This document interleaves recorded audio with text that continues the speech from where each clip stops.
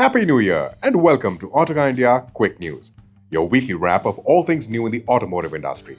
Before we bring you up to speed, allow us to remind you to please subscribe to the Autocar India channel if you yet to do so, and do remember to leave the notifications on.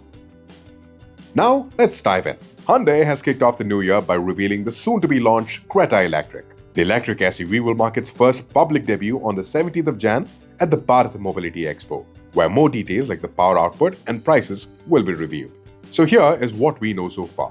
The first thing to note is that unlike its rivals the Mahindra BE6 and the Maruti e-Vitara, which are all built on a born electric platform, the Creta Electric is based on a modified version of the ICE version. This has resulted in an almost identical design for both the inside and out. Some noteworthy changes on the exterior include new front and rear bumpers with pixel-like detailing, a sealed-off look for the front grille, and aero-optimized alloy wheels. What's unique to the Creta Electric is that it features active aero flaps on the front bumpers for aerodynamic efficiency. Inside, the Creta Electric features a new steering wheel, a new floating center console design, and the same dual 10.25-inch screen setup. In terms of features, it gets a panoramic sunroof, vehicle-to-load technology, 360-degree camera, ADAS suite, as well as Hyundai's digital key feature. The Creta Electric will be offered with two battery pack options, a 42 kWh unit and a 51.4 kWh battery. Hyundai claims an ARAI certified range of 390 km for the smaller battery and 473 km for the larger.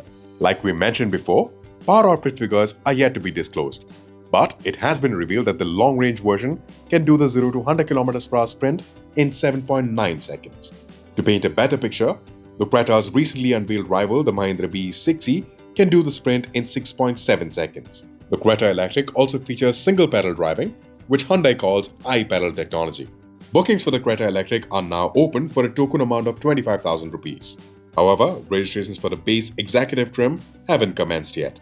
Nikhil's detailed video about the Creta Electric is live on our channel now, so give it a watch to know more.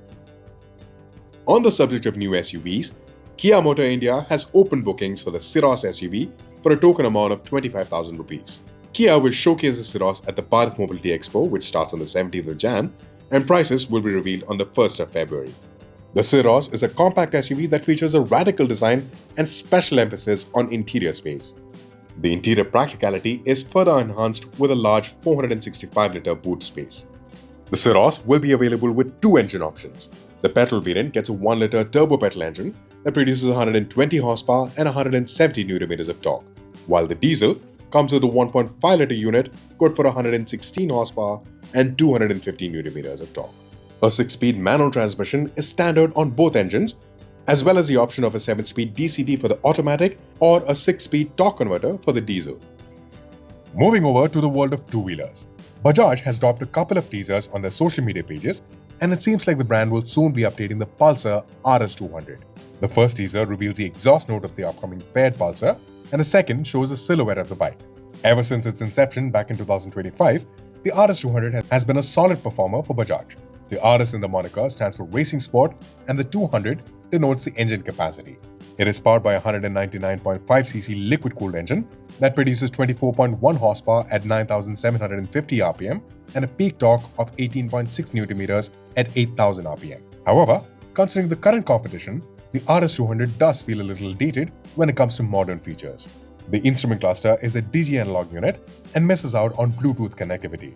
We expect the updated Pulsar RS200 to receive a digital dash like the one seen on the other Pulsar models. As of now, this is all the information we have about the upcoming bike, but we'll surely update you when we know more. Ather has updated its 450 range of electric scooters. Prices start at 1.3 lakh rupees for the 450S, 1.47 lakh rupees for the mid-range 450X 2.0, and finally, the top of the range 450X 3.7 comes with a price tag of 1.57 lakh rupees ex-showroom. Ather has also equipped the scooter with more features as well.